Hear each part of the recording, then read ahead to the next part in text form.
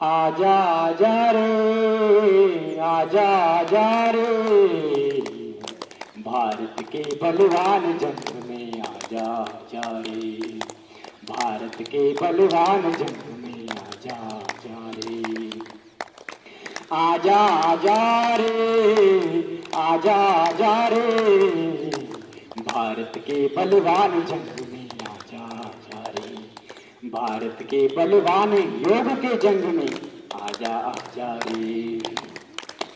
तू ही था हनुमान बना, लंका को कर दिया फना, लंका को कर दिया फना। छोड़ छोड़ आलस तू अपना, छोड़ छोड़ आलस तू अपना, जिस्म सजा जा रे, भारत के बलवान जंग में आजा आजा रे, भारत के बलवान जंग में आजा आजा रे। तू ही था अर्जुन हुआ, तू ही था अर्जुन हुआ, गीता को ले लिया दुआ, गीता का ले लिया दुआ। औरन तेरे सिवा तू अपना, औरन तेरे सिवा तू अपना तीर सजा जा रे, भारत के बलवान जंग में आजा आजा रे, भारत के बलवान जंग में आजा आजा रे, आजा आजा रे, आजा आजा रे, भारत के बलवान जंग में आजा आजा रे, भारत के बलवान जंग में आजा आजा रे। तू बंदा बैरागी है, तुझ में ज्योति जागी है, तुझ में ज्योति जागी है। तू बंदा बैरागी है, तुझ में ज्योति जागी है। गुरु गोविंद सिंह का चेला था बंदा बैरागी, जंगल में तप कर रहा था। तो फिर औरंगजेब उसको पकड़वाया, उसके आगे अपने बच्चों को काट कर उसकी कलेजा उस पर फेंका, उनके मित्रों को काटा है, मारा है, फिर भी हंसता रहा बंदा वैरागी, अपना बलिदान दे दिया सत्य सनातन वैदिक हिंदू धर्म के लिए। तू बंदा वैरागी है, तुझ में ज्योति जागी है, तुझ में ज्योति जागी है।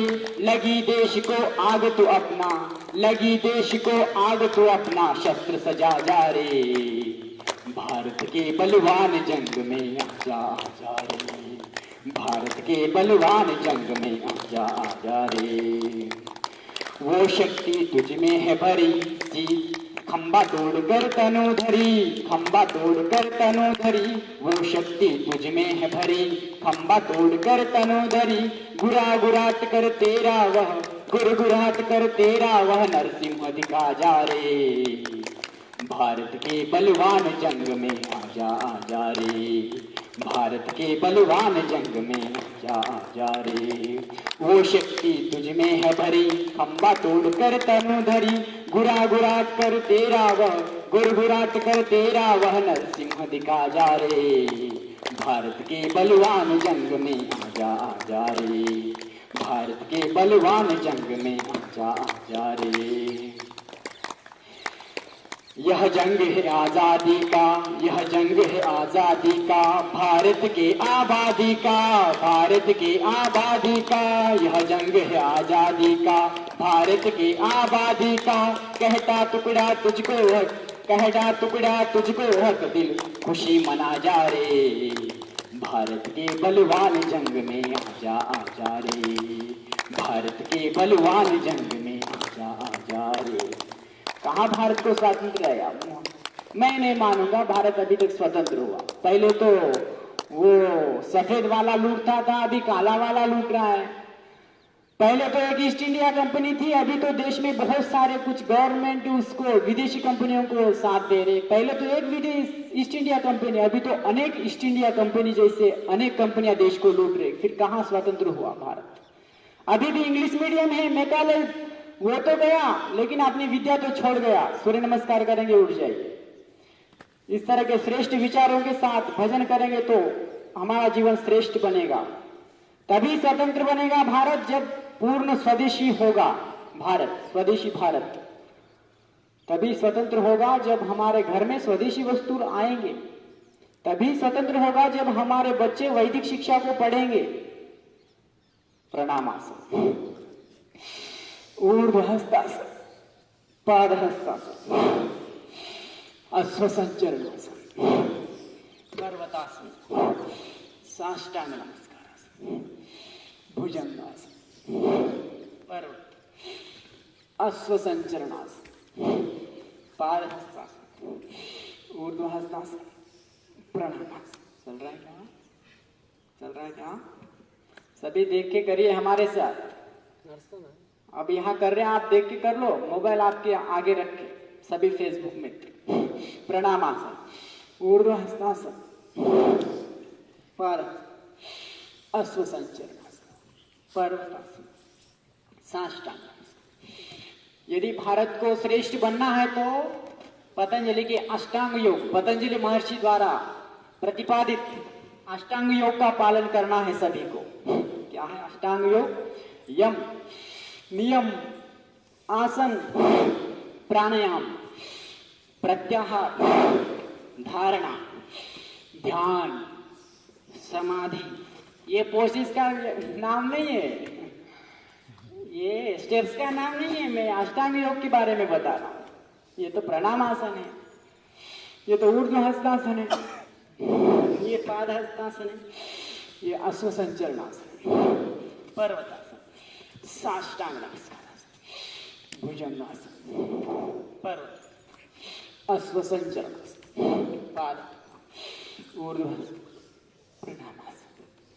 क्या किया, क्या किया, क्या किया रे, तूने जीवन गवा दिया, तूने जीवन गवा दिया, क्या किया रे, जिसे पाना था उसको तो खो दिया, अमृत छोड़ा पीता है शराब रे, एक ओर में किसे टूट गया, क्या किया, क्या किया, क्या किया रे, तूने सारा जीवन गवा दिया, दारू में, मांस में, अंडे में, पैसे में, बाद में हॉस्पिटल में गिरा।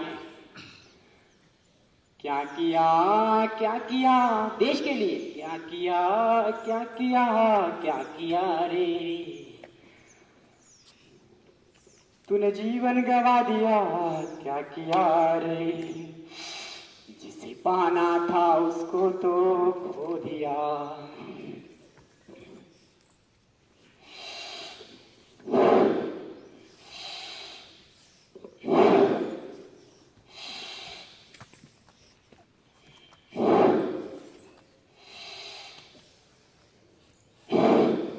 और करेंगे 5-6 बार प्रणामासन। श्वास लेते हुए ऊर्ध्वहस्तासन। किसी को हॉस्पिटल में नहीं जाना है, जो स्वस्थ होगा वही मस्त होगा, वही कुछ करके दिखाएगा।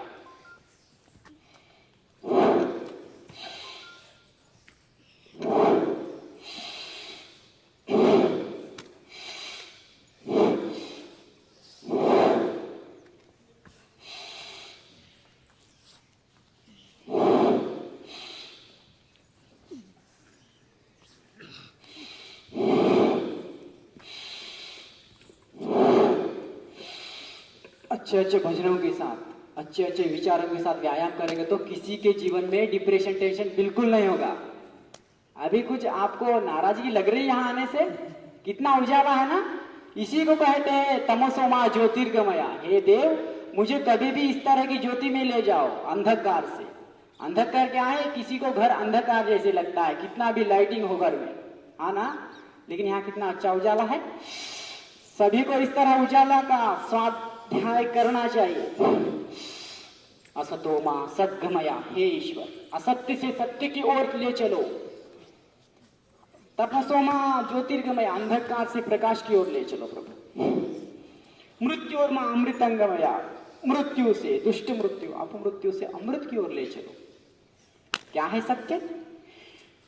जो नहीं दिखता है वही सत्य है, लेकिन जो दिख रहा है मोबाइल, माता पिता, बॉस, गाड़ी, ये सब असत्य है। एक दिन खत्म है, टूट जाएगा, खराब हो जाएगा। लेकिन वह ईश्वर जिसने इस सारे संसार को रचा है और चला रहा है, वो कभी दिखता नहीं। हवा दिखता है क्या? हवा कितने सालों से है और आगे भी रहेगा। वो दिखता नहीं। जो नहीं दिखता वही सत्य है, जो दिखता वो सब असत्य है। इसलिए उस अदृश्य शक्ति पर, जो इस विश्व को चलाने वाली शक्ति है, उसकी पूजा करो। मेरे ईश्वर को कोई हाथ पैर नहीं है, उसके हाथ पैर दिखते नहीं किसी को। मेरे ईश्वर को, ईश्वर का शरीर नहीं है। प्रणामासन करेंगे, कितना हुआ? 10 कुछ बस नहीं होगा, और 2 करेंगे।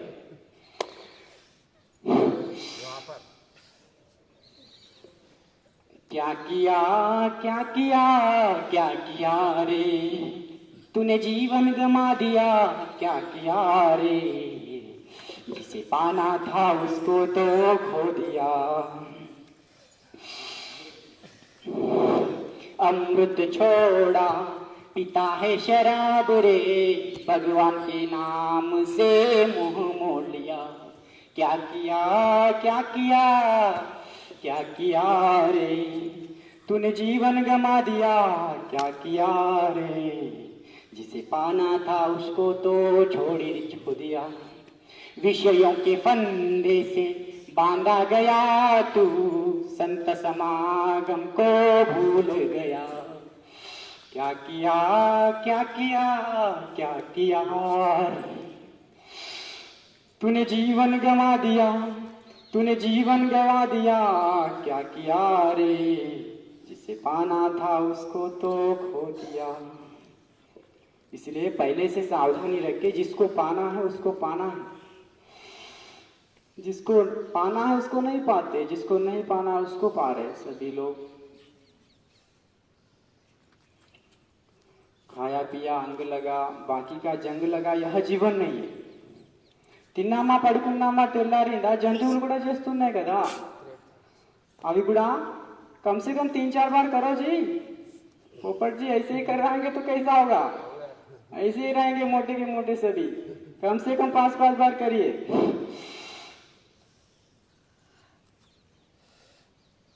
कितने किए जरूरत नहीं है, कितने बार किया जरूरत है, कितना असर पड़ा ये जरूरत।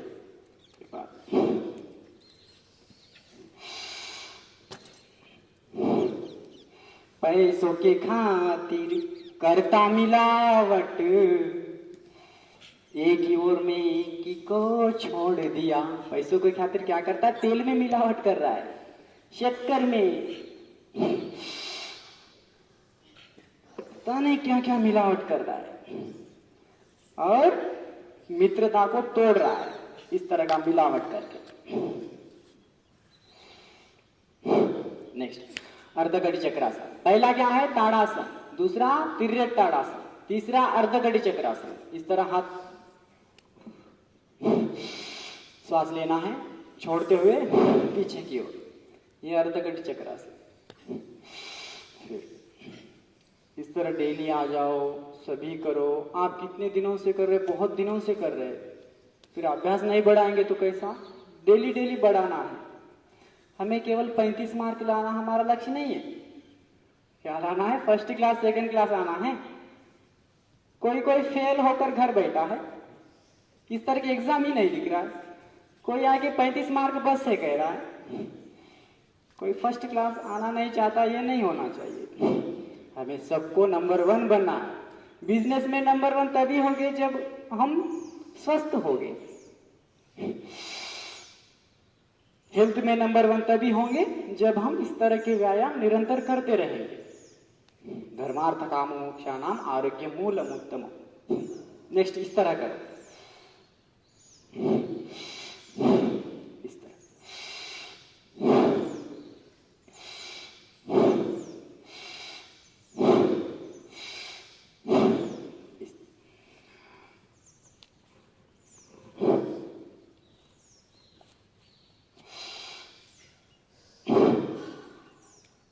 नेक्स्ट करेंगे।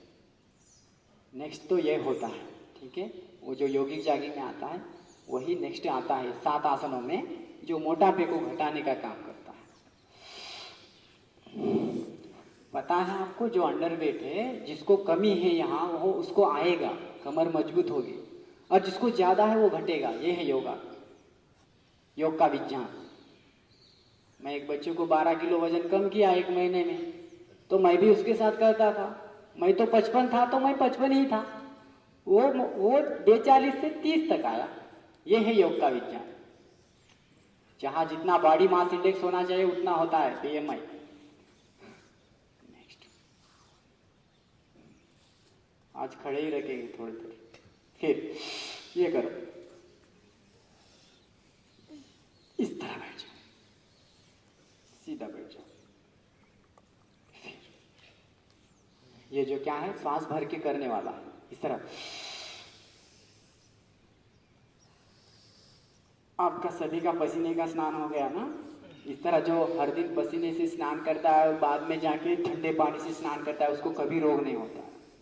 याद रखिए, गर्म पानी से स्नान नहीं करना है। मैं तो कभी बारिश में या ठंडी में, धूप काल में, कभी भी मैं ठंडे पानी से ही स्नान करता हूँ। और ठंडा पानी पहले सिर पर डालना है।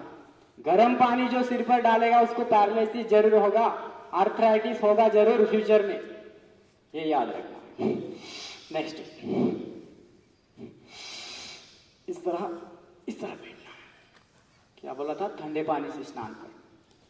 कोई गर्म पानी स्नान कर रहा होगा तो जिस पानी से आप गर्म पानी से स्नान करते हो, उस पानी को आप एक पौधे पर डाल के देखो, पौधों के पत्तों पर, क्या होगा? वो शाम तक झड़ जाता है। फिर चमड़ी में, उस पत्ते में क्या फर्क है बताइए? चमड़ी में जो सप्त धातु होती है वो वीक होते हैं, स्पर्म सेल्स ब्लड सेल से दूर हो जाते हैं, फिर उनको धातु समस्या होती है जो ज्यादा गर्म पानी का। ठीक है, 1 महीने में एक बार, 2 महीने में एक बार, ठीक है, लेकिन कभी भी गर्म पानी से स्नान कर रहे तो फिर शरीर के रोग जाएंगे नहीं, आएंगे। रगड़ो, शरीर को रगड़ो, ठंडा पानी डाल के ही रगड़ो। गर्म पानी डाल रहे फिर भी रगड़ नहीं रहे तो फिर गड़बड़ है। सिर पर इसलिए पानी नहीं डालना, ब्लड का स्वभाव होता है जहां ठंडा होता है वहां जाते हैं। हम धूप काल में जा रहे तो किसी छांव को हम ढूंढते हैं ना, उसी तरह ब्लड भी ठंडाई को ढूंढता है, जहां ठंडा होता है उस ओर भागता है। जल चल रहा होगा ना? ओवर हीटिंग आया है। हाँ ठीक है, वो आएगा। सांस भर के रखना है, बैठना है, फिर टाइट उठना है, उठने के बाद ही छोड़ना है। जब सिर पर पानी डालते तो वहां यहाँ का ब्लड पहले ही नहीं रहता, हम चलते रहते, ज्यादा नीचे की ओर रहता ब्लड, फिर सिर पर पानी डालने से वहां का ब्लड इधर नीचे उतर जाता है। सब स्पर्म सेल्स पूरे शरीर में रहते हैं, स्पर्म सेल्स पूरे ब्लड में, अस्थि में, मज्जा में, सभी में मिलके रहते हैं। फिर पहलवान बैठे तो फिर वहां क्या क्या होते हैं, वहां से इधर आ जाते हैं नीचे की ओर, तो दिमाग खराब हो जाता है इंसान का। खोपड़ी, एक ये बड़ी बड़ी बात है। और गर्म पानी यदि डालना है तो क्या करना, कहाँ डालना है? पैरों के ऊपर डालना है, पैरों पर। कभी भी पैरों पर गर्म पानी डालने से ब्लड वहां का क्या होता है, ऊपर की ओर चलता है, गर्मी से दूर, तो फिर इधर ऊपर आएगा तो अच्छा होगा, डाइजेशन पावर बढ़ेगा, इधर आएगा। ये सावधानी सभी याद रखें, इसको सभी को बोले। लेकिन जो डायरेक्ट सिर पर पानी गर्म डाल रहा है तो एक दिन वो हाथ पैर जाएगा, स्पर्शता नहीं होगी, पूरा नर्वस सिस्टम खराब हो जाएगा। ये बड़ी बात है। नेक्स्ट, पहलवान बैठक सेकंड है, 1 2 3 और पीछे की ओर। सभी को पहलवान बनाना है। सभी सिनेमा हीरो सलमान की ओर भाग रहे। चित्र कटरीना का, इसका ऐश्वर्या का लगा रहे, सीता माता का नहीं, दुर्गा माता का नहीं। ऐसे बच्चों को आप थोड़ा सुधारिए। ऐश्वर्या को देख रहा है, कटरीना कैफ को देख रहा है, उसी के जैसे बनेगा। फिर देश के विरोध में ही बात करेगा, देश को सपोर्ट ही नहीं देगा, भारत माता की जय ही नहीं बोलेगा। नेक्स्ट, हनुमान बैठक करेंगे। एक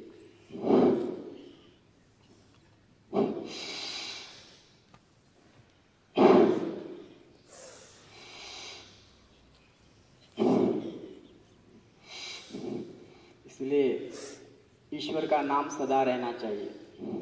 आप जिसका नाम लोगे उसके जैसे बन जाओगे। अमृताउनी गोड नाम तुझे देवा, नाम तुझे देवा। अमृताहुनी गोड नाम तुझे देवा, नाम तुझे देवा। मन माझे केशवा, मन माझे केशवा, कावा न घे।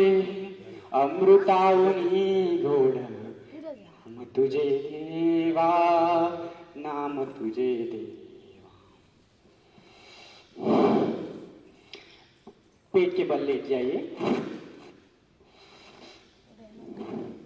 सांग पंढरी राया काय करूयासी, सांग पंढरी राया काय करूयासी।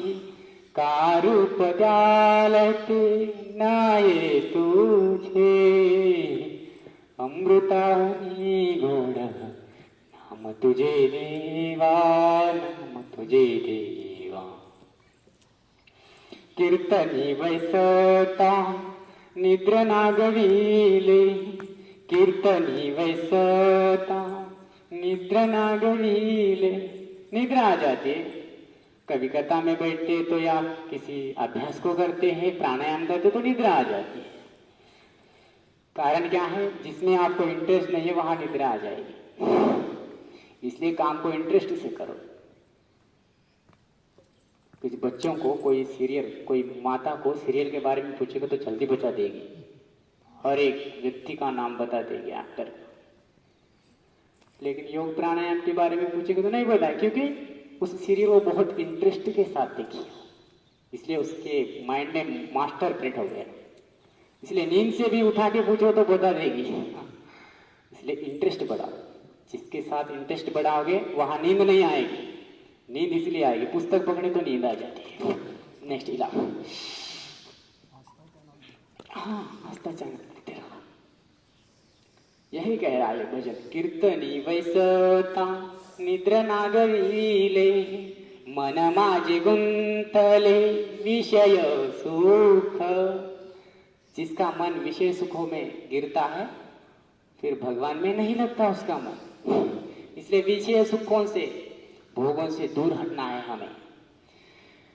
मन माझे गुंतले विषय सुख, हरिदास गर्जती हरि नामाच्या कीर्ती। हरिदास गर्जती हरि नामाच्या कीर्ती, नये माझ्या चेती नामान घे। नये माझ्या चेती नामान घे। अमृताहुनी गोड नाम तुझे देवा, नाम तुझे देवा। यह सब अभ्यास से कमर मजबूत होती है। क्या करना है? श्वास लेते हुए ऊपर की ओर, आकाश की ओर। इसको आप 50-50 कर लो। जिसको पेट बड़ा है 20-20 से लेके 50-50 तक कर लीजिए तो पेट घट जाएगा 10 दिन में। फिर तिर्यक भुजंगासन करेंगे।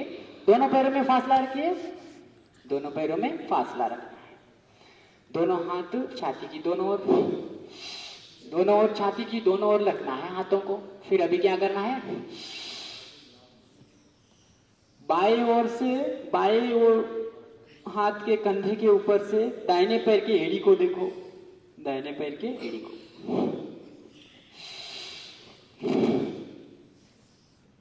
యమ అంటే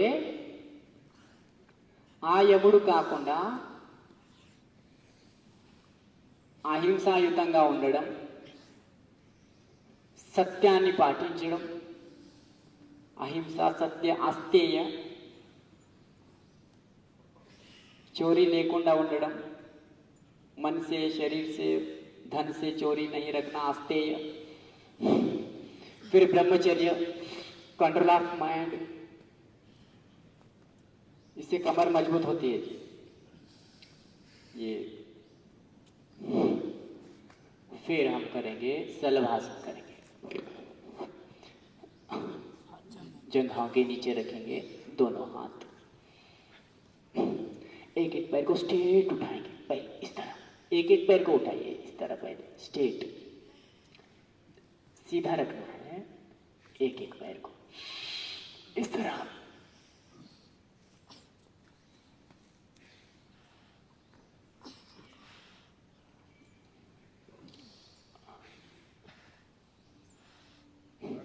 अभी दोनों पैरों को एक बार, एक ही बार, दोनों पैरों को एक ही बार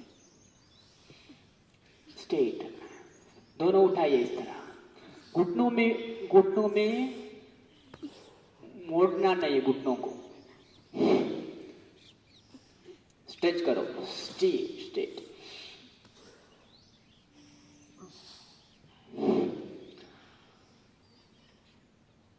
नेक्स्ट, जो रात को खाना कम खाएंगे वही योग ठीक से कर पाएंगे, उसी को लाभ होता है।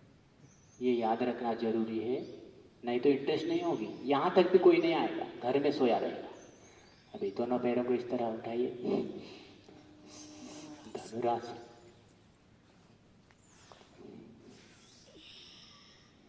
ओम विश्वानि देव सवितर्धुरितानि परासो यद्भद्रं तन्नासो। विश्व के पालन करने वाले ईश्वर, हमारे समस्त विकारों को दूर कर भद्र रखने वाले श्रेष्ठ गुणों को हमारे अंदर प्रतिष्ठित करो। ओम विश्वानि देव सवितर्धुरितानि परासो यद्भद्रं तन्नासो।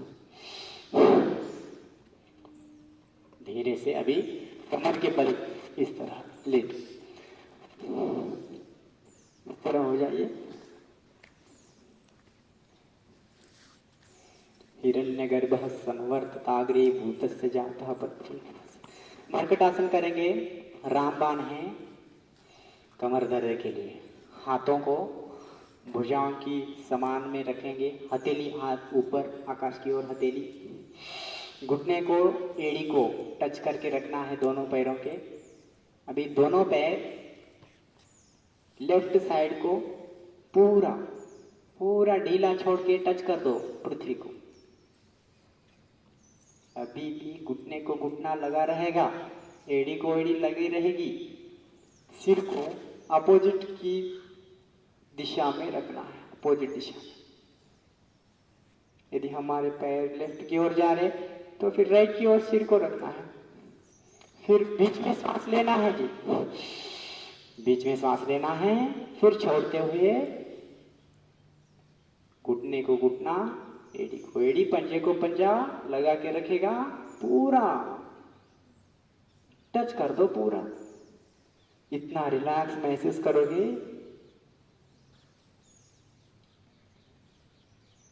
इतना रिलैक्स कभी मां के गोद में भी नहीं मिला होगा।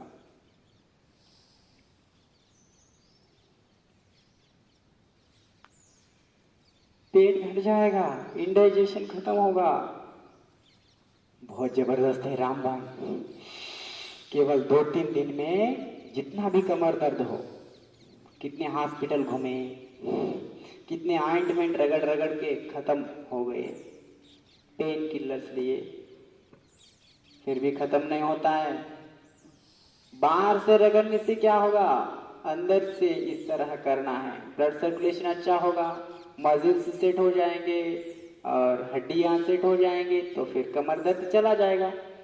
मुंह लगा रहे, मुंह, विकेट, अमृतांजन, झंडू बाम। मैं तो कहता हूं पतंजलि का झंडू बाम भी मत यूज करो, कमर दर्द के लिए मर्कटासन करो।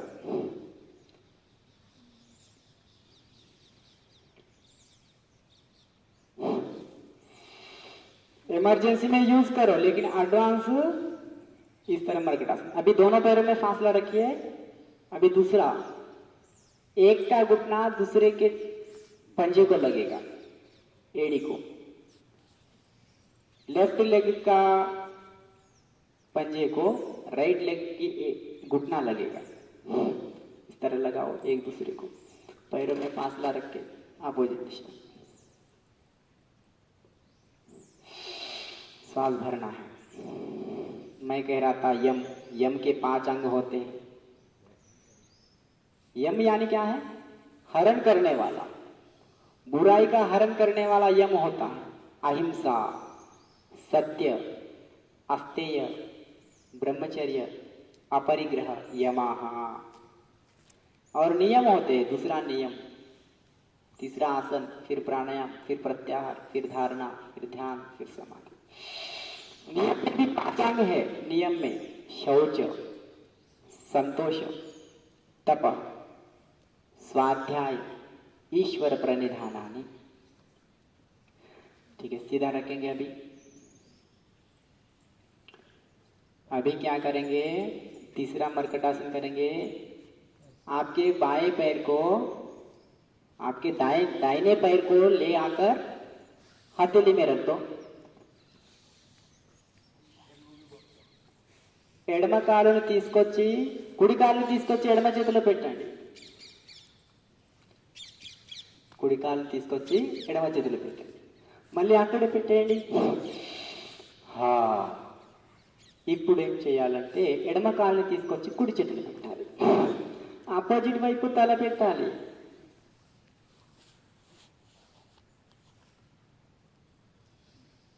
దీంతో నడుము నొప్పి పోతుంది. ఎంతటి నడుము నొప్పి ఉన్నా ఖతం అవుతుంది. ఇంకోసారి చేద్దాం. కుడి కాలుని తీసుకొచ్చి ఎడమ చేతిలో పెట్టండి. ఇలా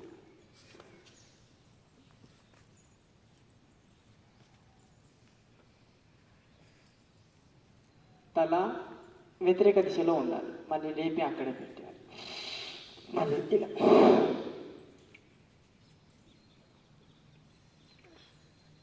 ఎంత ఎక్కువ చేస్తే అంత మంచిది. మీ ఫ్యాట్ కరిగిపోతుంది చుట్టూ. నెక్స్ట్ మనం చేద్దాం పవనముక్తాసనం. పవనముక్తాసనం, వాయుముక్తాసనం. గ్యాస్ ఫ్రీ చేయాలి. గ్యాస్ క్రియేట్ కాకుండా చూసుకోవాలి. ఈ పవనముక్తాసనం చేయండి, గ్యాస్ట్రిక్ ప్రాబ్లం పోతుంది. ఏం చేయాలి, కుడి కాలుని మలవాలి, చేతులు ఇంటర్లాక్ చేసుకోవాలి, శ్వాస తీసుకోవాలి, వదిలేసి ముక్కు తీసుకొచ్చి మన మోకాలుగా అంటించాలి. ఇలాగే ఉండాలి, అలాగే ఉండాలి. వెంటనే లేస్తే కుదరదు. వేవులు రావు, కింద నుండి పోవు. ఆ గాలి పైనుండి కింద నుండి అసలే పోదు. ఆ పైన కింద పోకపోతే ఎటు పోతుంది, జాయింట్స్లో పోతే జాయింట్ పెయిన్స్ వస్తాయి. జాయింట్ పెయిన్స్కి కారణం గ్యాస్ట్రిక్ ప్రాబ్లం. ఈ గ్యాస్ట్రిక్ ప్రాబ్లం ఎట్లా వస్తుందంటే ఎన్ని ఆసనాలు చేసినా వ్యర్థం. ఒకవేళ అన్నం తినేటప్పుడు నీళ్లు ఎక్కువ తాగితే, నీకు తెలుసా, అన్నం తినేటప్పుడు నీళ్లు తాగడమే గ్యాస్ట్రిక్ ప్రాబ్లంకి కారణం. ఇక ప్రపంచ హాస్పిటల్లో తిరిగిన వ్యర్థం అన్నం తినేటప్పుడు నీళ్లు తాగితే. కొందరు 1 లీటర్ బాటిల్ పెట్టుకుంటారు. 2 కాళ్ళు జోడించండి, ఇలా శ్వాస తీసుకొని థమ్స్అప్ పెట్టుకుంటారు కొందరు. స్వామీజీ అయితే వాళ్ళని లిటరేట్ ఫెలోస్ అంటారు. తెలుసు వానికి థమ్స్అప్లో ఎటువంటి కాల్షియం, ఐరన్, కార్బోహైడ్రేట్స్, ప్రోటీన్స్ లేవు అని తెలుసు, చదువుకున్నాడు. ఆయన పిల్లవాని బర్త్డే పార్టీకి కూల్ డ్రింక్స్ తెస్తున్నాడు. వాళ్ళని ఏమంటారండి, చదువుకున్న మూర్ఖులు. శ్వాస తీసుకొని ఇలా వదిలేయాలి. Literate fellows. దేశాన్ని అమ్ముతున్నారు, దేశాన్ని బర్బాద్ చేస్తున్నారు. ఏమన్నాను, అన్నం తినేటప్పుడు నీళ్లు తాగడం గ్యాస్ట్రిక్ ప్రాబ్లంకి ముఖ్య కారకం. Heart attack. పాదాంగుష్ట నాసా స్పర్శాసన్. పాదాంగుష్టాన్ని నాసికతో స్పర్శించండి ఇలా. మళ్ళీ ఎడమ కాలు పట్టుకోండి, నాసికకు అంటించండి. చిన్నప్పుడైతే మేము నోట్లో పెట్టుకునే వాళ్ళం, ఇప్పుడు కూడా నా నోట్లో పోతుంది. కొందరికి ఇప్పుడు పోదు. మనం ఎప్పుడు చిన్న పిల్లవాని స్వభావం ఉండాలి మనలో. అప్పుడైతే జీవితం సాఫీగా, ఎటువంటి టెన్షన్, డిప్రెషన్ లేకుండా, రోగాలు లేకుండా బతుకుతాం. ఇప్పుడు 2 వేళ్ళని పట్టుకోవాలి. ఇది ఒక 3 సార్లు చేసుకోండి. పాదాంగుష్టి నాసా స్పర్శాసనం. కొందరికి సెంట్రల్ గవర్నమెంట్ అడ్డొస్తుంది. సెంట్రల్ గవర్నమెంట్కి సపోర్ట్ చేయండి. దేహం బాగుంటుంది, దేశం బాగుంటుంది. చాలామంది సెంట్రల్ గవర్నమెంట్కి ఆపోజిట్గా మాట్లాడుతున్నారు, దానికి సపోర్ట్ చేయట్లేదు. దేశం ఎలా బాగుపడుతుంది చెప్పండి. అదేవిధంగా మన దేహంలోని సెంట్రల్ గవర్నమెంట్ పొట్ట ఏదైతే ఉందో దానికి సపోర్ట్ చేయకుండా కుమ్మేస్తున్నారు, ఎక్కువ తినేస్తున్నారు, కూల్ డ్రింక్స్ తాగేస్తున్నారు. ఇక దానికి సపోర్ట్ లేనట్టే. అక్కడ నుండే ఫండ్స్ అందుతాయి టోటల్ బాడీకి, సెంట్రల్ గవర్నమెంట్ నుండే అన్ని స్టేట్ గవర్నమెంట్స్కి ఫండ్స్ అందుతాయి. ఇక ఎలా ఫండ్స్ అందిస్తుంది చెప్పండి? దేహాన్ని మార్చుకోండి, దేశాన్ని మార్చుకోండి. దేహం మారితే దేశం మారుతుంది. Self awakening to global piece,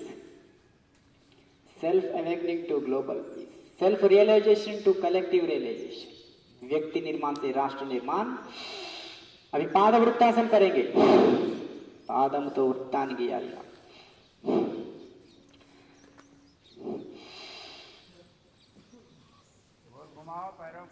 state పాద వృత్తాసనం. పాదముతో వృత్తాన్ని గీయాలి.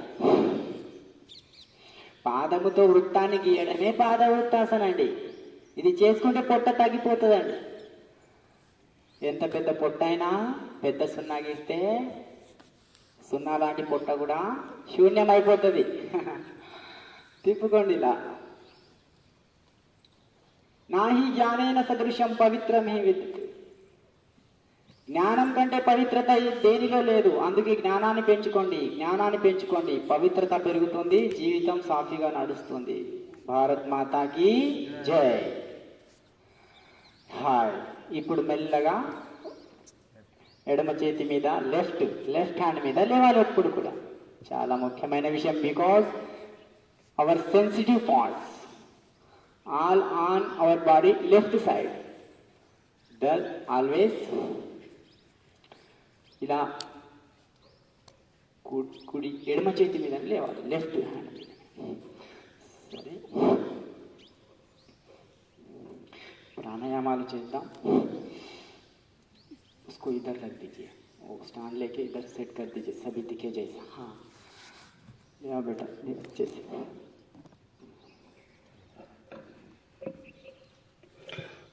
ఇటు ఈ మూలకు పెట్టి ఇద్దరు. ఓకే. అష్టాంగ యోగా ఏమేమో పేర్లు నాతో పలకండి. యమ, నియమ, ఆసన, ప్రాణాయామ, ప్రత్యాహార, ధారణ, ధ్యాన, సమాధి. అష్టౌ అంగాని యోగ. పతంజలి యోగ.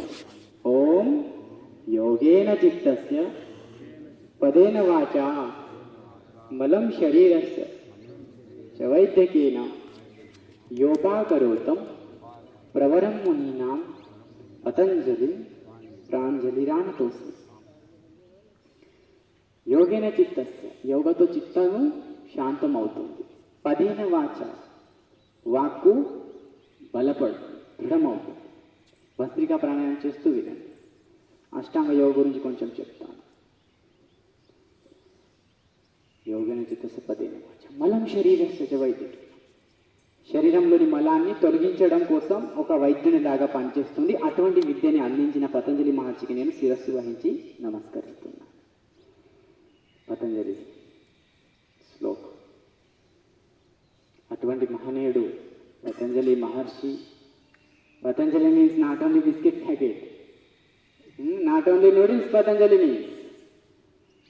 Patanjali means yoga, ashtanga yoga, yama, niyama, asana, pranayama, pratyahara, dharana, dhyana, samadhi. ఈ మార్గంలో వెళ్ళిన వాళ్ళే జీవితంలో 100% సక్సెస్ ఉంటారు. మార్గాలు ఎన్నో ఉన్నాయి, కానీ మంచి మార్గం ఒక్కటే ఉంటుంది కదా. ఈ క్యాంపస్లో రావడం కోసం గేట్ ఒక్కటే ఉంటుంది. దొంగదారులు ఎన్నో ఉంటాయి. దొంగదారుల నుండి వస్తే ఏమంటారు? దొంగ అంటారు, కొడతారు, పనిష్మెంట్ ఇస్తారు. ఓన్లీ నేను ఇక్కడ కాకుండా గోడ దూకు కూడా రావచ్చు, కానీ ముళ్ళు గుచ్చుకోవచ్చు, పనిష్మెంట్ ఇవ్వచ్చు. దారి ఒకటే మంచిది ఉంటుంది, అదే యోగ దారి, అష్టాంగ యోగ దారి, మంచి దారి. గుళ్ళకు వెళ్తాం. చాలామంది గుళ్ళకు వెళ్తున్నారు, కానీ దొంగ పనులు మానతలేరు. అంటే ఆ దారి పర్ఫెక్ట్ దారి కాదు. కేవలం అదే కాదు, అది కూడా ఉండాలి. Only meditation, no no, not only follow all, visit temple, pray to God, in temple God also. But one thing, this body is also one of the most living God temple. This body is the temple of living God. But if you enter in this body, you must need perfect guru. Here are so many gurus in this society, but some guru, just that's it. But they don't know how to live life. One saying, you will profit in your property. Wear this ring, rock ring, సోమి, ఉంగరం తొడుగు, యంత్రముడు, ఇటువంటి గురువులు ఉన్నారు. కానీ పతంజలి అష్టాంగ యోగ ఒక శ్రేష్టమైన గురువు, ఆ విద్యని అనుసరించే వాళ్ళే శ్రేష్టమైన గురువులు. అందుకే పతంజలి మహర్షి యమ అని చెప్తున్నారు. యమ, అహింస. యమలో 5 ఉన్నాయండి: అహింస, సత్యము, అస్థేయము, బ్రహ్మచర్యము, అపరిగ్రహం. యమ.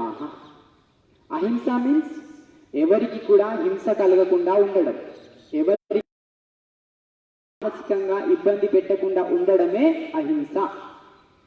హింస మీన్స్ ఓన్లీ కట్ చేయడం, చేసి తినడం కాదు. నేను పొపర్జీని ఏదో ఒక మాట అనేశాను, ఆయన జీవితాంతం కుమిలి కుమిలి కుమిలి కుమిలి హార్ట్ అటాక్ వస్తుంది, చనిపోతాడు అనుకోండి, అది ఒక భయంకరమైన హింస. అందుకే మన వాక్కు పరంగా కూడా ఎవరికి ఇబ్బంది కలగకుండా చూసుకోవాలి. దుష్టునికి ఇబ్బంది కలిగించండి. దుష్టులను సంహరించినప్పుడే మంచి వాళ్ళ కళ్యాణం జరుగుతుంది, దేశం బాగుపడుతుంది. అవునా? అందుకే కదా రేప్ చేసిన వాళ్ళని ఎన్కౌంటర్ చేసి పడేశారు. న్యాయమా కాదా? అది న్యాయం.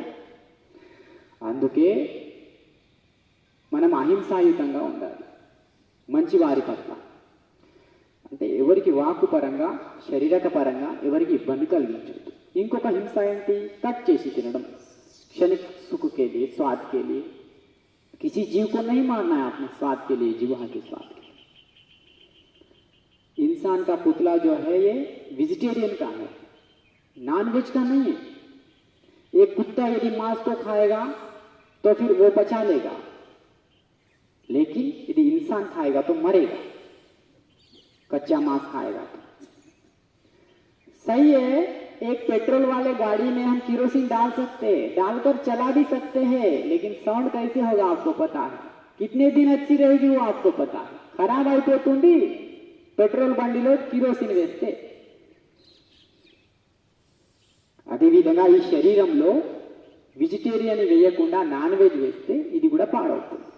ఒక గోధుమలో హార్మోన్స్ ఉండవు. గోధుమలో హార్మోన్స్ ఉంటాయా? రక్తం ఉంటుందా? ఉండదు. కానీ ఒక జీవిలో రక్తం ఉంటుంది, హార్మోన్స్ ఉంటుంది. ఆ హార్మోన్స్ బ్లడ్ అనేది కెమికల్ అవుతుంది. ఆ కెమికల్ని లోపల వేస్తే ఈ కెమికల్ ఇంకా పెరిగిపోతుంది. ఏ విధంగా అయితే పెరుగులో పాలు పోస్తే పెరిగి అవుతుందో, ఎంత మంచి శరీరంలో చెత్త వేసినా ఇదే అవుతుంది. చెప్పండి, గుడికి ఎవరైనా మాంసం తిని వెళ్తారా? టెంపుల్లో మాంసం తిని వెళ్తారా? వై? ఆ దేవునికి ఇష్టం లేదు మాంసం, అది ఈశ్వరు న్యాయ వ్యవస్థ కాదు. అందుకే ఓం. మరి ఈ దేహం దేవాలయం అంటాం, శివాలయం అంటాం, ఇందులో శివుడు ఉన్నాడంటాం. మరి దీంట్లో కూడా మాంసం, సిగరెట్, గుట్కా ఇవన్నీ వేస్తే ఉంటాడా దేవుడు? దేవుడు పారిపోతాడు. ఎవడుంటాడు మరి అక్కడ? రాక్షసుడు ఉంటాడు కదా. కళ్ళు తాగినోని ఏమంటారు వాళ్ళ భార్య పిల్లలు? రాక్షసుడు తాగి వచ్చాడు అంటాడా? లేదు. ఎవరిలో అయితే చెడు గుణాలు ఉంటాయో వాళ్ళని రాక్షసులు అంటారు, ఎవరిలో అయితే మంచి గుణాలు ఉంటాయో రాముని దేవుడు అంటాడు. అంతే, వాళ్ళ గుణాలు బట్టి దేవుడు రాక్షసుడు అంటారు. మరి ఈ దేహం దేవాలయం అయినప్పుడు దీంట్లో మాంసం ఇవన్నీ వేస్తే ఇది కూడా దీంట్లో రాక్షసత్వం వస్తుంది. కపాలభాతి చేసుకోండి. అందుకే ఎవరు కూడా నాన్ వెజ్ తినొద్దు. అల్పాయుష్తో చనిపోతారు, అనేక రోగాలు వస్తాయి. WHO తెలుసు కదా, వరల్డ్ హెల్త్ ఆర్గనైజేషన్ అదే పెద్ద పెద్ద వ్యాసాలు రాసింది. మనిషి ఆహారం మాంసాహారం కాదు, అది తింటే మనిషికి ఎన్నో రోగాలు వస్తాయి, తొందరగా అల్పాయుషుతో మరణిస్తారు అని. అదే సత్యం. ఈ WHO మొన్న చెప్పింది, కానీ సత్య సనాతన వైదిక హిందూ ధర్మం ఎన్నో సంవత్సరాలుగా చెప్తుంది అహింస పరమో ధర్మ అని. కాబట్టి అహింసాయుతంగా ఉండాలి. ఏదైనా జీవిని కోసేటప్పుడు, చంపేటప్పుడు దానికి కోపం వస్తుంది, భయం వేస్తుంది, ఈర్ష్య పడుతుంది, ఏడుస్తుంది. సో అప్పుడు ఏడిచినప్పుడు, కోప్పడ్డప్పుడు దాని బ్లడ్ ఫ్లెష్ మొత్తం బాడీ కెమికలైజ్ అవుతుంది. అటువంటి మాంసాన్ని వండుకొని తింటూ కూడా చెప్పండి, మనిషి బాడీని ఎన్ని రోజులు ఇంట్లో ఉంచుకుంటారు? చనిపోతే తీసుకెళ్ళండి అంటారా లేదా? 2 రోజుల్లో 2 दिन में ले जाओ. क्या होता है? डेड बॉडी में क्या होता है? सूक्ष्म जीव एंटर हो जाते हैं. शरीर क्या होता है? सड़ जाता है. इसलिए चलो ले जाओ. वायरस का प्रभाव होता है, इसलिए ले जाओ. हर डेड बॉडी के अंदर सूक्ष्म जीव आते हैं या ऑलरेडी होते हैं.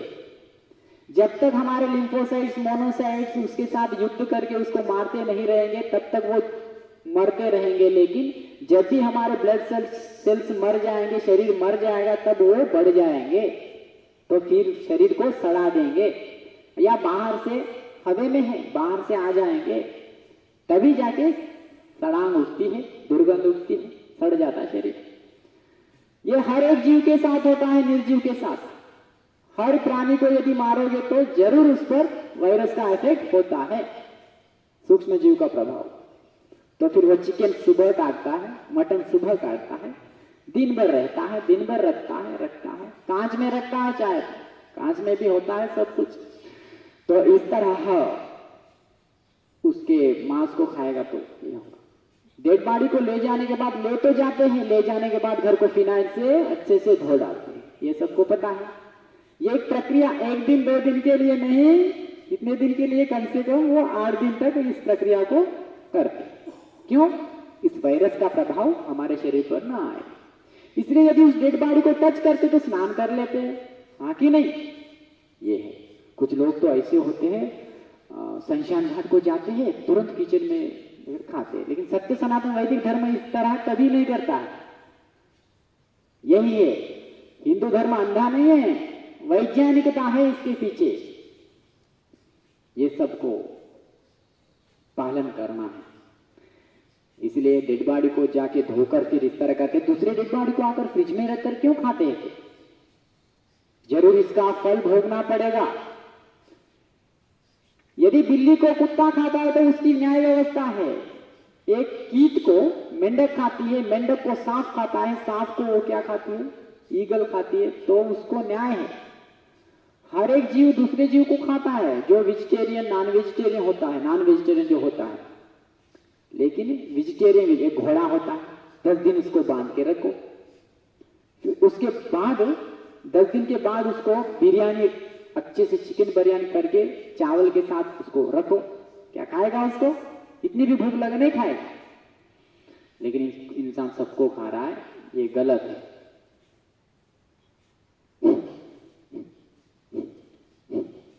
కీటకాన్ని పాము తింటే న్యాయం, పాముని గద్ద తింటే న్యాయం, కోడి పిల్లని కుక్క తింటే న్యాయం, పిల్లి తింటే న్యాయం. కానీ వీటంటిని మనసు తింటే అన్యాయం, అనుభవించాల్సి వస్తుంది. కాబట్టి ఇదే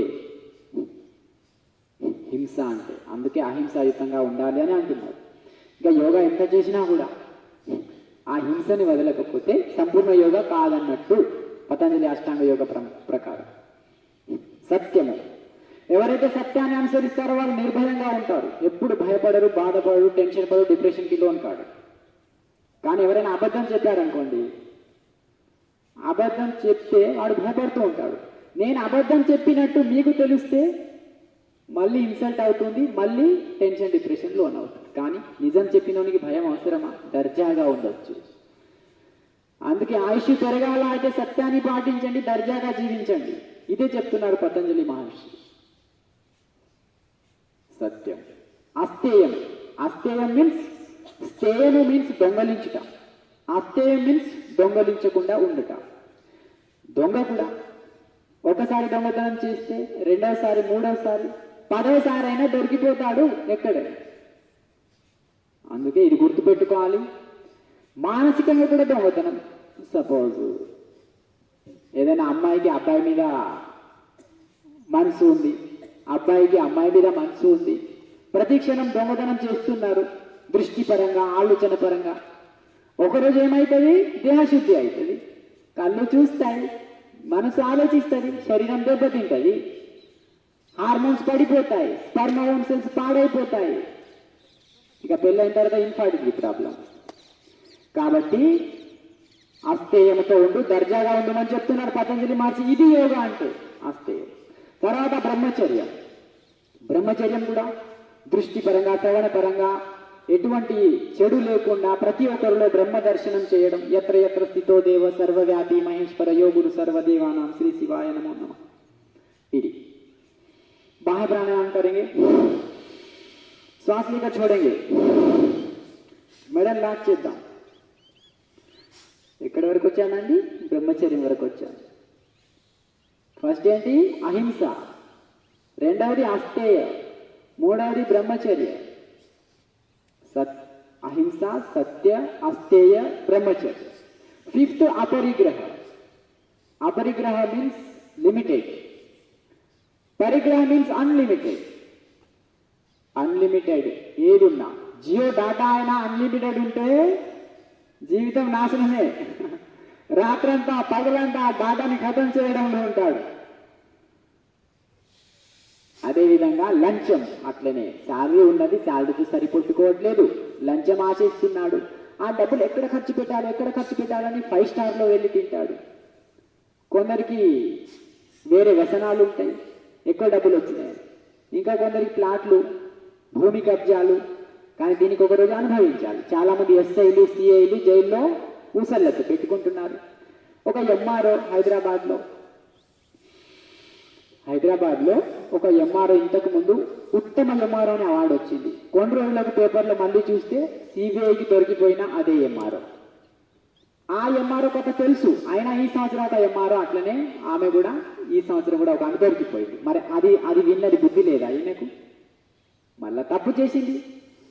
30 కోట్లకు 1 కోటి రూపాయలు లంచం తీసుకున్నది. 30 కోట్ల పనికి దొరికిపోయింది. ఆయన ప్రిన్సిపాల్. రెండో రోజు ఏమైంది కథ మీకు అందరికీ తెలుసు. పై నుండి దూకి ఆత్మహత్య చేసుకున్నాడు. ఎందుకు ఆ జీవిత సర్వనాశనం చేసుకోవడం? అందుకే అపరిగ్రహంలో ఉండండి. అన్లిమిటెడ్ ఆశించకండి. అతిగా ఆశిస్తే టెన్షన్, డిప్రెషన్ తొలగిపోతాయి, అన్ని ఇబ్బందులు వస్తాయని చెప్తున్నారు. శ్వాస తీసుకొని వదిలేయాలి. మెడ లాక్ చేయాలి. పొట్ట లోపలి కనాలి. ఇది అర్థమైంది కదా? తర్వాత శ్వాస తీసుకొని వదిలేయాలి.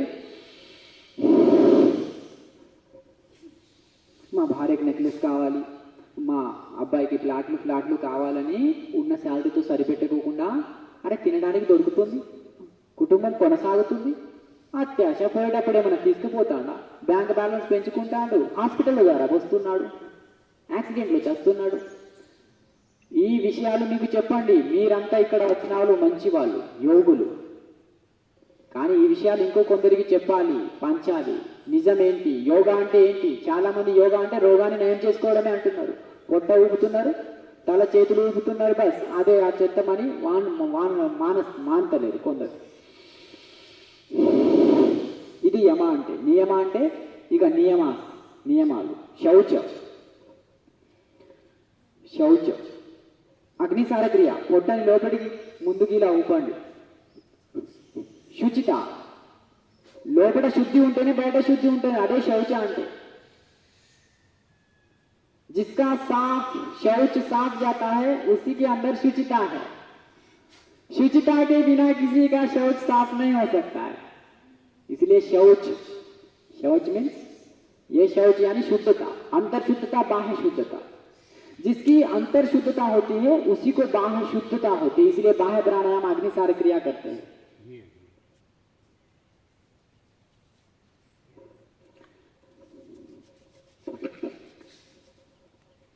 तब तक अनुलोम विलोम करते रहो, सुनते जाओ. अनुलोम विलोम करेंगे तो ही दिमाग अच्छा काम करके जो कुछ भी सुनते हैं उस वो दिमाग में बैठता है। प्राणायाम ठीक किए बिना, शरीर को ठीक किए बिना मैं भी कितना चिल्लाऊं, आप भी कितना सुने, फिर भी कोई प्रभाव नहीं पड़ता। अनुलोम विलोम कर लीजिए। अंतर शुद्धता बाह्य शुद्धता रखो करके पतंजलि महर्षि बोल रहे हैं। जितना अंदर शुद्धता होती है उतना बाहर। कुछ लोग बाहर तो शुद्धता रखने की प्रयत्न करते हैं, लेकिन अंतर शुद्धता नहीं होती है उनके अंदर। बाहर एक भीतर एक नहीं रहना। जो अंदर होता है वही बाहर होना चाहिए। जो बाहर हम एक्टिंग करते हैं उसी को अंदर रखना। एक डाकू होता है, वो उस डाकू को सब गांव के लोग भगा रहे हैं। तो एक साधु की संगति थी, साधु। तो यदि वो डाकू साधुओं में जाएगा तो वो साधु क्या करेंगे, उसको मारेंगे। लेकिन वो डाकू ने सोचा, अरे ये सब भगवे कपड़े में है, मैं उधर जाऊंगा तो ये भी पहचान लेंगे, मुझे मार डालेंगे। तो उसने कहा, उस डाकू ने समझा, किसी व्यक्ति को पकड़ा, उस साधु को, भगवे कपड़े वाले को, उसको घर में रूम में बंद कर दिया, उसके कपड़े इन्होंने पहन लिया, फिर उसमें घुस गया उस साधुओं की संगति में। तो अरे नया साधु आया, नया साधु आया, सभी उसके पैर पड़ रहे, सभी उसके पास जा रहे, उसकी पूजा कर रहे सभी। तो डाकू के मन में आया, अरे मैं बाहर से वस्त्र पहनकर केवल एक्टिंग से ही इतनी मुझे आदर मिल रहा है, इतना सत्कार मिल रहा है, तो फिर मैं निज जीवित में मैं साधु बन जाऊंगा तो क्या होगा।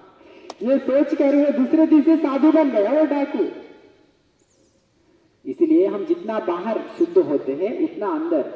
यदि बाहर एक्टिंग करने से थोड़ी देर के लिए आपको सम्मान मिल सकता है, लेकिन अंतर भी पूरा रखेंगे तो फिर पूरा जीवन और मंगलमय बनता है।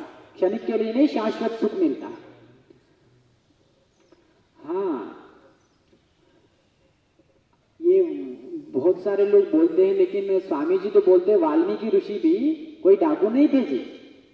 वाल्मीकि ऋषि डाकू नहीं थे। कहानी लिख दी सभी लोगों ने, ऐसे ऐसे कहानी लिख दिया। लेकिन कुछ हमारे देश में कुछ षड्यंत्र हुए हमारे साधुओं का अपमान करने का।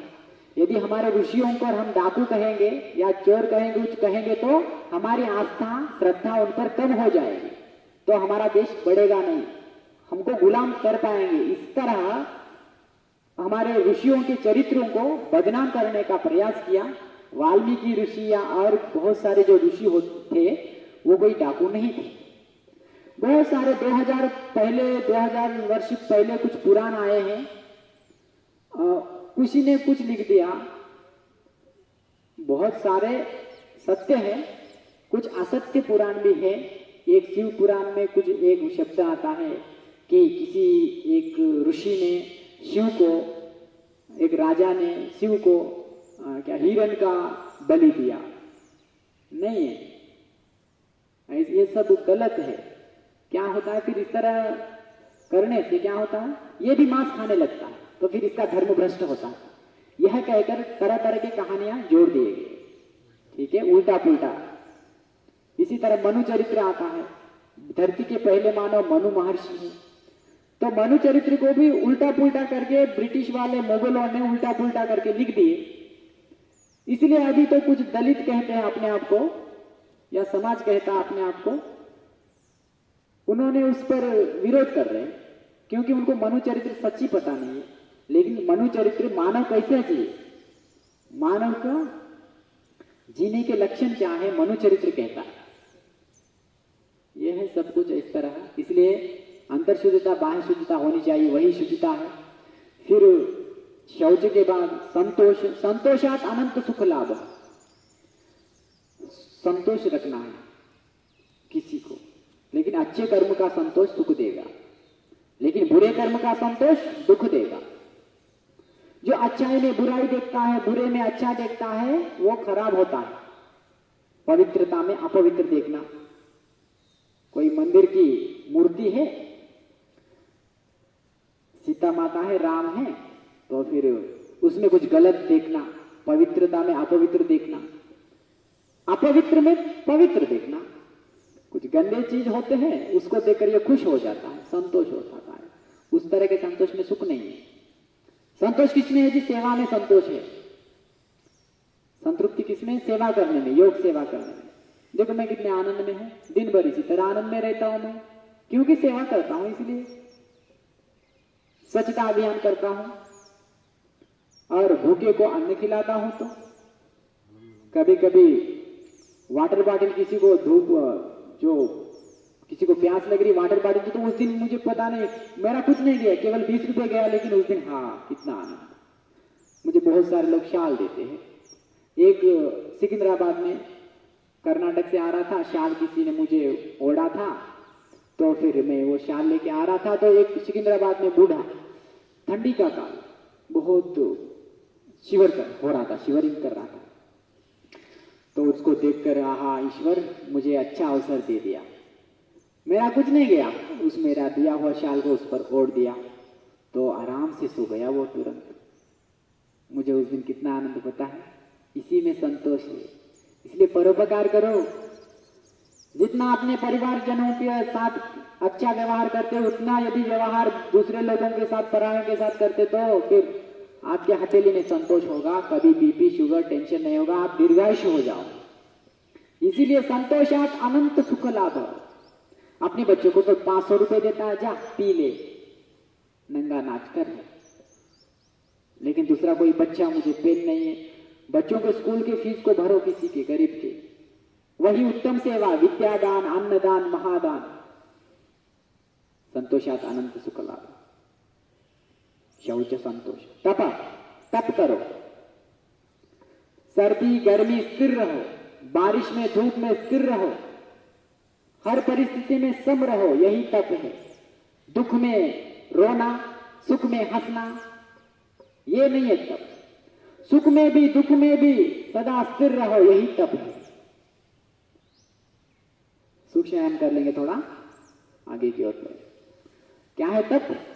एसी में सो रहे, ये तप है क्या? नहीं, एसी में तो सो रहे, लेकिन साले की शादी है, धूप काल में गया साले की शादी, आज मेरे यार की शादी है, गया नाच कर रहा है, लेकिन शाम को आके बुखार 100 का बुखार हो गया। इसे यही है तप का, तप नहीं करने का नुकसान।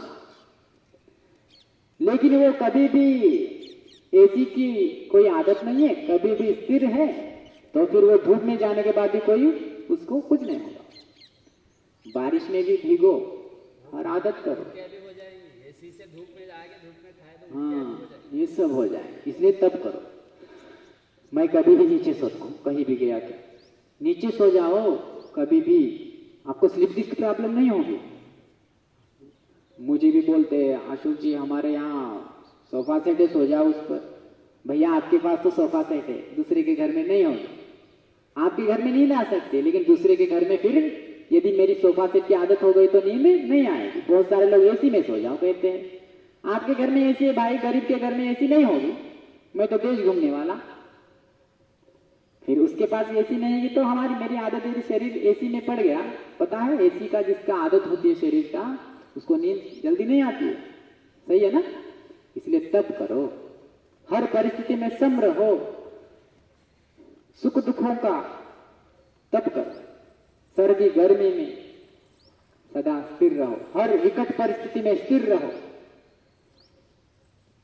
दूसरा मर गया हंस रहा है, बेटा मर गया रो रहा है, ये नहीं है। बेटा रोए या दूसरा रोए, सम रहो।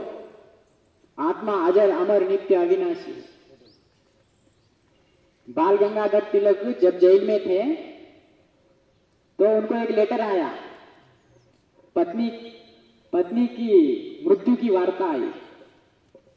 तो जेलर ने उनको एक लेटर लाके दिया, उस पत्नी की वार्ता, मृत्यु वार्ता। तो बाल गंगाधर तिलक देखा है, उनको पता चल गया लेटर देखने से, आराम से सिंपल उस लेटर को उनको दे दिया। वो जेलर सोच रहा है बाल गंगाधर तिलक उनको ठीक से नहीं देगा क्या लेटर को, फिर आके जेलर बोल रहा है, बाल गंगाधर तिलक क्या इतना सिंपल दे रहे हो, ये लेटर आपके पत्नी की मृत्यु वार्ता है। अरे मेरी पत्नी कहाँ मरी है, मेरे पत्नी के शरीर गया है लेकिन आत्मा नहीं मरेगा, मैं क्यों डरूं क्यों रहूं, फिर वो अगला जन्म लेगी और मेरा भी शरीर गया तो मुझे कोई चिंता नहीं है, क्योंकि मेरा सत्य सनातन वैदिक हिंदू धर्म कहता है, भगवत गीता कहती है, क्या कहती है, आत्मा अजर अमर नित्य अविनाशी है, नैनम जिन्नम दिशस्यानि नैनम दहन्ति पावक न चैनम क्लेदयन्त्यापो न शोषयति मारुतः। बाल गंगाधर तिलक के जेब में कभी भी भगवत गीता होती थी। भगवत गीता पढ़ने से ही कोई भी महान हो सकते हैं, इसलिए भगवत गीता पढ़ो, वेद उपनिषद का स्वाध्याय करो, साधुओं को सुनो, तप करो। जो स्वाध्याय करेगा वही तप कर पाएगा। दूसरा किसी ने कोई टोक दिया, कुछ ना कुछ उल्टा पुल्टा बोल दिया, फिर भी ये स्थिर है, वही तप है। दूसरा उल्टा बोला, मैं भी उल्टा बोला, तो फिर ये तप का भंग है। लेकिन यदि ज्यादा कर रहा है तो कुछ करो, अपना आप भी करो, उसी में भलाई है। तब फिर स्वाध्याय, स्वाध्याय स्वाध्याय मीन्स स्व अध्याय, स्व अध्याय। मैं क्या हूं, मैं कैसा हूं, परमेश्वर ऐसे है, चेतन जी ऐसे है, पोपट जी ऐसे है, प्रिंसिपल सर ऐसे ऐसे, वो कैसे नहीं, तू कैसा है, खुद के बारे में देखो। खुद की दृष्टि ठीक नहीं है तो फिर दूसरे के प्रति उल्टी ही दृष्टि होगी। जो जैसा चश्मा पहनेगा दुनिया उसको वैसी ही दिखाएगी। इसलिए हमें स्वाध्याय करना, स्वाध्याय मीन्स शास्त्रों का स्वाध्याय करो, शास्त्रों के साथ। भगवत गीता कहती है खुद कैसे रहने का, वेद कहते हैं, साधु कहते हैं खुद कैसे रहने का। इसलिए स्वाध्याय कैसे किया जाता है, वेद शास्त्रों के साथ स्वाध्याय किया जाता है। भला बुरा क्या है पता चलेगा, लेकिन मूल स्वाध्याय क्या है, वेद पुराण, वेद सबसे पुराने हैं, 200 करोड़ वर्ष पुराने वेद है, उसमें क्या है, सच है उसमें। लेकिन मैक्स मुलर आया, उसको भी उल्टा पुल्टा करके गया, जर्मनी का मैक्स मुलर। आपको पता है थॉमस अल्वा एडिसन का जो ग्रामोफोन का आविष्कार हुआ, उसमें पहला मंत्र ऋग्वेद का मंत्र रिकॉर्ड किया गया, किसके द्वारा, मैक्स मुलर के द्वारा। अग्निमीड़े पुरोहितम यज्ञस्य देव मृत्युजम योतारम रत्न धातम, ऋग्वेद का प्रथम मंत्र थॉमस अल्वा एडिसन के ग्रामोफोन में रिकॉर्ड हुआ पहली बार। यह है हमारा सत्य सनातन वैदिक हिंदू धर्म। जिसने बल्ब का आविष्कार किया ना, वही ग्रामोफोन का आविष्कार किया, थॉमस अल्वा एडिसन। उसकी इच्छा थी सबसे श्रेष्ठ एक प्रोफेसर के साथ मैं ऑडियो रिकॉर्ड करूं, तो सभी लोग आ गए, एक सभा हो गई, मैक्स मुलर ने ये मंत्र बोल दिया। वेदों के प्रति उनकी श्रद्धा थी, लेकिन उन्होंने भी संस्कृत का करके उल्टा पुल्टा करके गया वो भी। फिर इस तरह स्वाध्याय करो, श्वास लेते हुए, ठीक है जी। स्वाध्याय यानी जो धर्म शास्त्र है वो हमारा स्वाध्याय के लिए सहायक होंगे। लेकिन कोई कंचा इलैया करके कुछ व्यक्ति है यहाँ के जो कुछ कम्युनिस्ट है, उन्होंने उल्टा पुल्टा लिख दिया, ऐसे शास्त्रों का स्वाध्याय मत करो, कुछ स्वाध्याय नहीं होने वाला, संसार का तोड़ मोड़ होगा, इस तरह घुमाओ। ठीक है जी, अभी हो गया। ठीक है, क्या स्वाध्याय बताया, यम अहिंसा सत्यास्तेय ब्रह्मचर्य अपरिग्रह नियम शौच संतोष तपस्वाध्याय ईश्वर प्रणिधाना। ईश्वर प्रणिधाना मीन्स काम करते जाओ और उसके फल को ईश्वर पर छोड़ दो, सरेंडर हो जाओ। मालिक के सरेंडर होना चाहिए। मालिक को यदि डिमांड करोगे तो फिर वो काम से निकाल देगा। दिल मन से गाऊंगा तेरा भजन, दिल मन से गाऊंगा तेरा भजन, ऊंचा उठा दे मेरा प्यारा वतन, प्यारा वतन। दिल दिल मन से गाऊंगा तेरा भजन, प्रभु दिल मन से गाऊंगा तेरा भजन। ऊंचा उठा दे मेरा प्यारा वतन, प्यारा वतन। मेरे वतन की बिछड़ी जनता, मेरे वतन की बिछड़ी जनता, किसी का किसी के संग नहीं बनता, किसी का किसी के संग नहीं बनता। इसके लिए मैंने ठानी है मनता, इसके लिए मैंने ठानी है मनता। सब नेताओं में कर दे मिलन, सब नेताओं में कर दे मिलन, तब दूर होगी मेरे दिल की जलन, तब दूर होगी मेरे दिल की जलन। दिल मन से गाऊंगा तेरा भजन, दिल मन से गाऊंगा तेरा भजन। ऊंचा उठा दे मेरा प्यारा वतन, प्यारा वतन। ये जो नेता है ना, नेता ही सब गड़बड़ कर रहे। कोई पुलिस ऑफिसर IAS आता है, मैं तो अच्छा कहूंगा, लोगों का अच्छा करूंगा, लेकिन वो पैकेज रख देता है IAS, उसका गुलाम बन देता है। उतना पढ़ाई के बाद भी ये कुछ राजनेताओं की गुलामगिरी कर रहा है IAS की, इतने साल पढ़ाई करके भी। इसलिए मैं बोलता हूँ, सब नेताओं में कर दे मिलन, तब दूर होगी मेरे दिल की जलन। दिल मन से गाऊंगा तेरा भजन, ऊंचा उठा दे मेरा प्यारा वतन, प्यारा वतन। मेरे वतन की, मेरा वतन अन्न वस्त्रों का मारा, मेरा वतन अन्न वस्त्रों का मारा। चोरी चहाड़ी से करता गुजारा, चोरी चहाड़ी से करता गुजारा। क्यों न करे कोई ना दे सहारा, क्यों न करे कोई ना दे सहारा।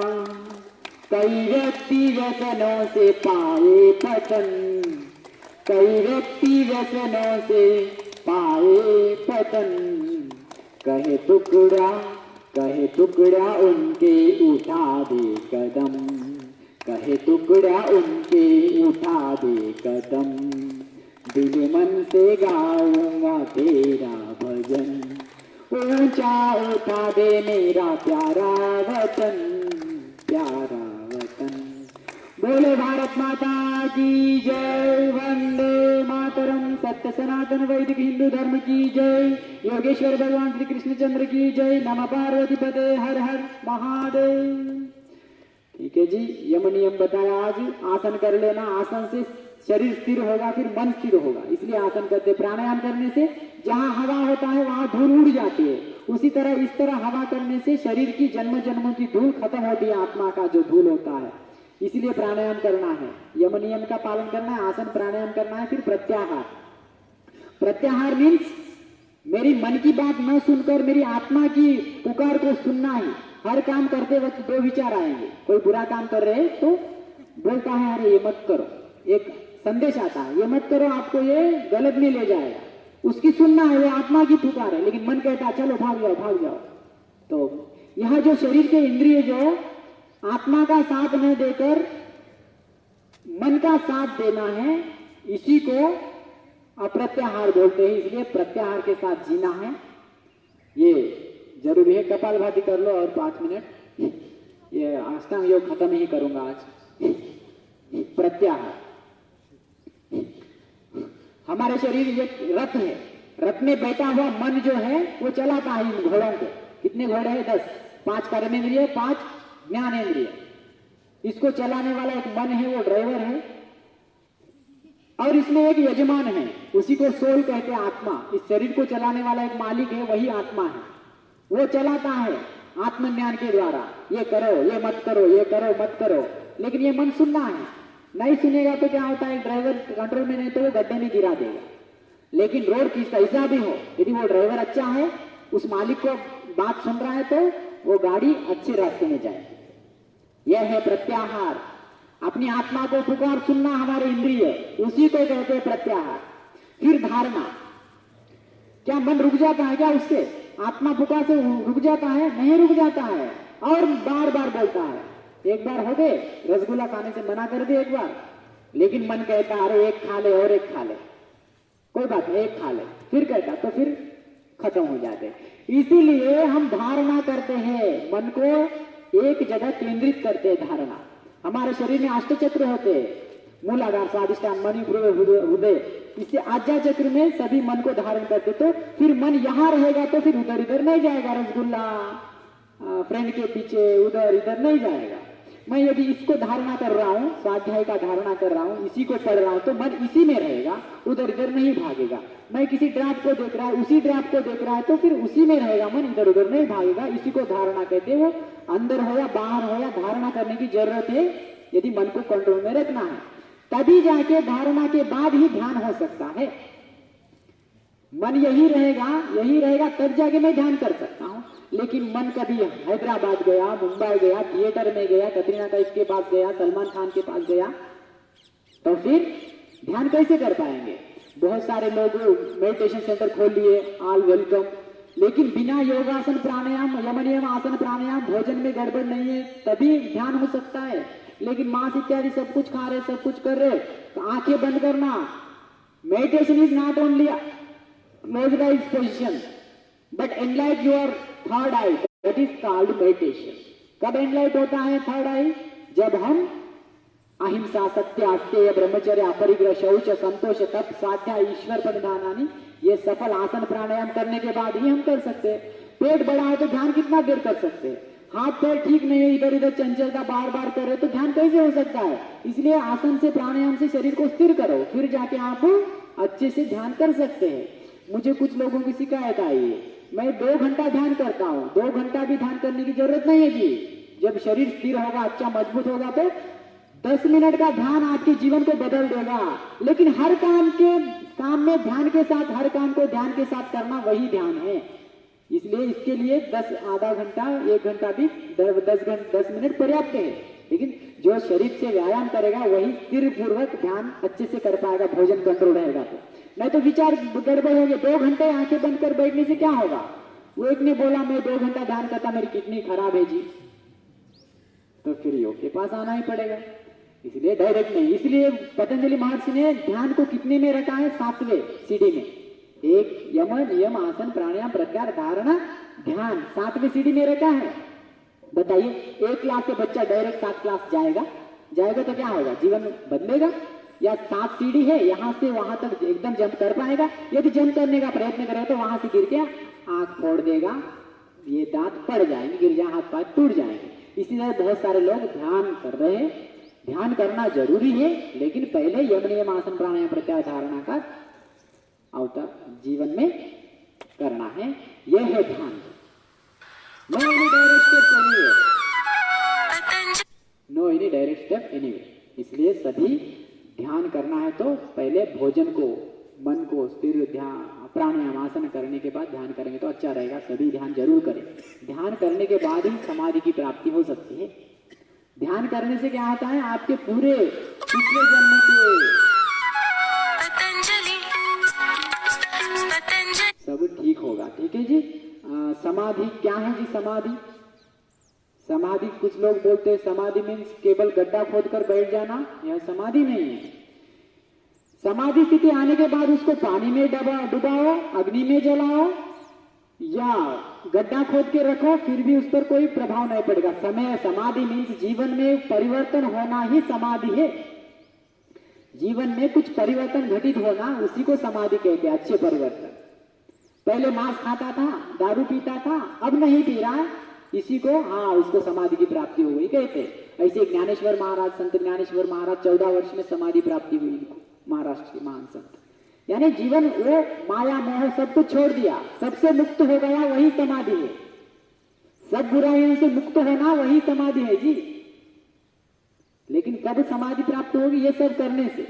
केवल आप कोई कुछ यम, नियम, आसन, प्राणायाम, प्रत्याहार, धारणा कुछ भी नहीं है। बड़ा ट्रस्ट स्थापित कर लिया, पैसे बहुत सारे हैं, बार बार टेंशन, डिप्रेशन हो रहा है, फिर गड्ढे में उसको डाल दो, मार मार कर मर जाएगा। लेकिन जो सबसे मुक्त स्थिर बैठा हो, आप उस नदी में डुबा दो या गड्ढे में गिरा दो, कोई उस पर प्रभाव नहीं पड़ेगा, वो मुक्त हो गया। जो मुक्त होता है वही ईश्वर को प्राप्त होता है, उसी को समाधि कहते हैं। समाधि के बाद क्या होता है? मोक्ष। मानव का लक्ष्य क्या है जी? मोक्ष प्राप्ति। पुनरपि जननम पुनरपि मरणम, ये नहीं होना, ईश्वर में समाहित होना, इसी को मोक्ष कहते हैं। फिर माँ के गर्भ, कुत्ते के गर्भ, बिल्ली के गर्भ, इसमें नहीं आएंगे, फिर ईश्वर में लीन हो जाएंगे। ये जो दर्द होता है, नहीं होता है संसार का दर्द, इसी के लिए तप कर रहे। मंदिर इसलिए मंदिर इतनी सभी जो कुछ भी जो है इसी के लिए है, लेकिन कुछ है अलग। इसलिए स्वधर्म निधनम से ये परधर्म भयावह। इस तरह मैं अपनी वाणी को विराम देता हूँ। ये रखना है, ये थोड़ा पढ़ के जाएंगे जाते वक्त। इसमें सच्चाई छिपी है, मम्मी डैडी क्या क्या है इसमें, कोका कोला और जो कुछ भी है हमारे जीवन को विवेक बनाने वाला।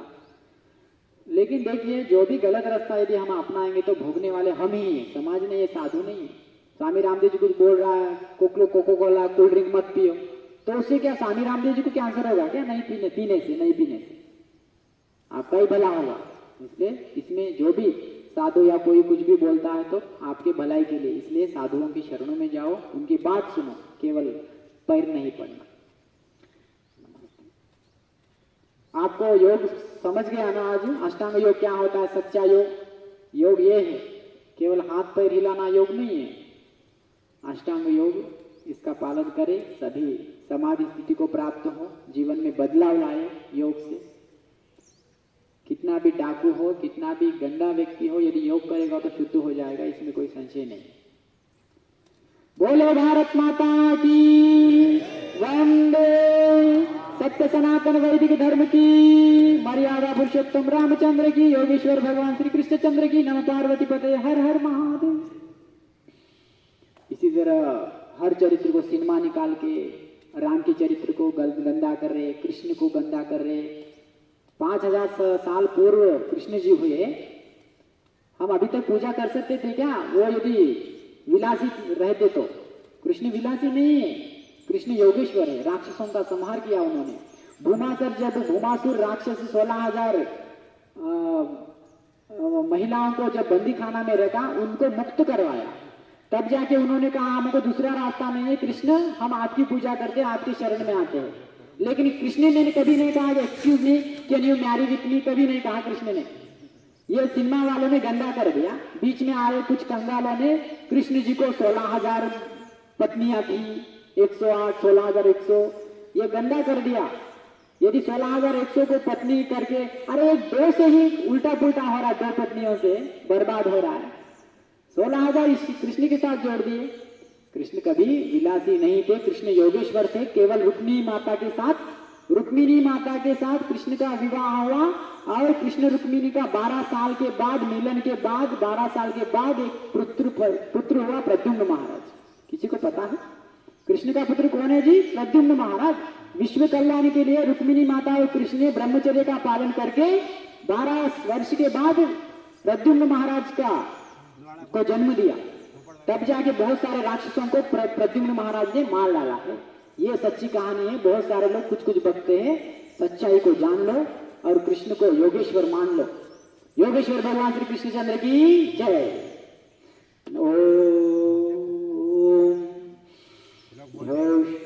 बोलते शांति पाठ